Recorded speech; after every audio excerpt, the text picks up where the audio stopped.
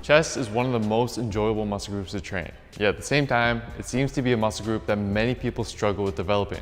This then often leads them to throw every single possible chest exercise at it in hopes that it'll grow. But the truth is, this often does more harm than good. Today, I'll show you how you can get the most bang for your buck in terms of chest gains by instead just focusing on two very simple yet effective exercises that when paired together can make a big difference in your chest development. The first exercise is the low incline dumbbell press. Pressing movements for the chest are necessary because it enables us to apply a high amount of tension to our chest over time, since we can both lift heavier loads with it and easily progress it over time with more weight. But dumbbell presses in particular have advantages over barbell presses since it allows us to achieve a greater range of motion on our chest fibers while also enabling us to have more freedom with our elbow and wrist positioning as we press. This gives us the freedom to tweak our form to better suit with our individual chest fibers and with what just feels most comfortable on our joints. Now, a low incline press is chosen here for a couple of reasons. The first reason is that we want to ensure that we're adequately training each portion of our chest, the upper, middle, and lower fibers. And what we typically see with chest development in general is a lagging upper chest, commonly due to a high amount of flat pressing done relative to the amount of incline pressing. In fact, a recent 2020 paper had subjects perform only the flat bench over the course of 8 weeks. The middle and lower portions of the chest grew considerably faster than the upper portion as a result. However, at the same time, this does not mean that we want to perform a typical incline press, because research has shown that even an incline up to just 30 degrees, so typically just 2 notches up from the bottom of a flat bench, results in greater upper chest activation, but comes with the cost of significantly greater front delts activation and significantly less mid and lower chest activation when compared to a flat press, with an incline up to 45 degrees now proven to be even worse. Whereas with a low incline up to just 15 degrees, you still get a significant boost in upper chest activation, but with less of an increase in front delts involvement and with less of a drop in activation from the middle and lower portions of your chest. And I'd even argue that when you then apply a slight arch in the upper back and tuck the elbows in slightly as you perform this movement, you'll now be aligning the resistance with even more of your chest fibers and experience even greater activation of your whole chest. But going beyond chest activation and growth, the second reason why this exercise is beneficial is comfort.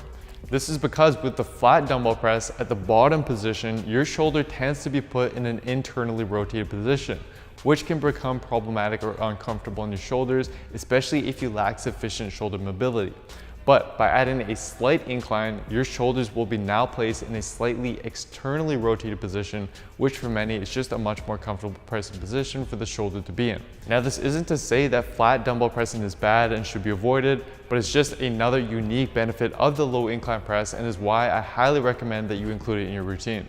And if you currently only have access to a flat bench or you want to try out an even lower incline than 15 degrees, then simply adding 1 or 2 weight plates under your flat bench is a great alternative and will provide the slight bit of incline that we're looking for. The next exercise is going to be any sort of cable or banded movement, like a seated cable fly, or if you don't have access to cables, then banded push-ups or banded flies. Now, the reasoning for this movement has to do with the strength curve of our previous exercise. During a dumbbell press, our chest experiences the greatest amount of tension at the bottom stretch position. But as you press the weight up, the resistance progressively decreases until you reach the top position, where the chest now receives very little stimulation. And what we know about muscle growth is that exercises with different strength curves will likely produce different amounts of muscle growth in each region of our muscle. In fact, as illustrated in a 2015 paper, by simply altering the strength curve of a knee extension, subjects not only experience different amounts of muscle growth in each of the various muscles of the quadriceps, but they also experience different amounts of growth within the specific regions of each muscle, which implies that if we stuck only with the dumbbell press, or if we added in other chest exercises that have a similar strength curve like the dumbbell fly, for example, then we'd be failing to adequately train and stimulate our chest in a locked out position. This would mean that some muscle fibers of our chest would remain understimulated and hence could cause us to miss out on some additional chest gains. The cable fly accommodates for this by providing adequate tension on the chest throughout the whole range of motion, especially during the fully contracted position. Similarly, if you don't have cables, the banded push-up or banded fly is a suitable alternative since the resistance applied to your chest will be lowest at the bottom position, but then progressively increase as you lock out and reach the chest's fully contracted position. By combining these two movements and the respective strength curves, you'll ensure that you don't miss out on any potential chest gains. Now, what you choose to do with these two exercises is totally up to you. I would definitely recommend plopping them somewhere into your current chest routine as you see fit for the reasons that I previously went through.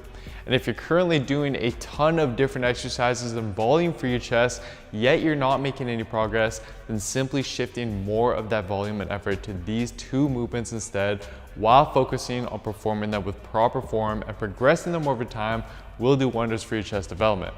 Oftentimes, more is just not better. And for a step-by-step program that uses science to show you exactly how to train and how to fuel your body week after week so that you can build muscle and lean down as efficiently as possible, and simply head on over to builtwithscience.com and take our analysis quiz to discover which of our programs is best for you and your specific body.